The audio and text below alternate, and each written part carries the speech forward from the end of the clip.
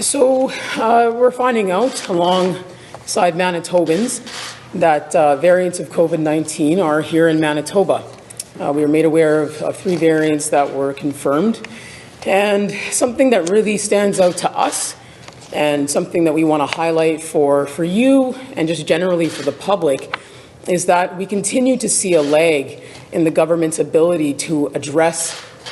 these issues around COVID as they arise. And so we're calling on this government to improve the timeliness in which they're disseminating information in regards to these variants, making sure they're being transparent, they're being clear, and they're informing the public as quickly as possible when they have the information about these variants as they arise. The only way that Manitobans can make good, safe public health decisions and continue to buy in to these public health protocols and orders is if they have the information they need to keep themselves safe, keep their families safe, and their communities safe. And so we know that there has been a lag in the government's ability to not only report on these variants, but do the sequencing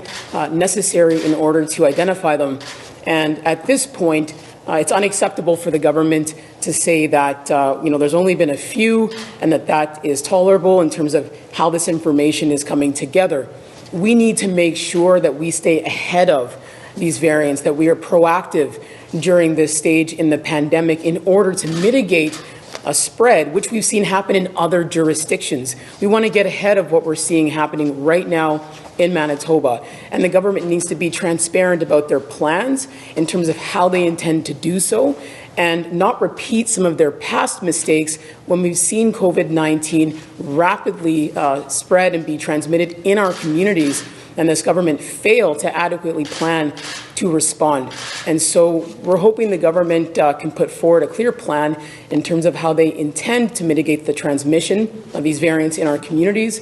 be transparent about those plans, and make sure they're proactive. So any questions on the public health points?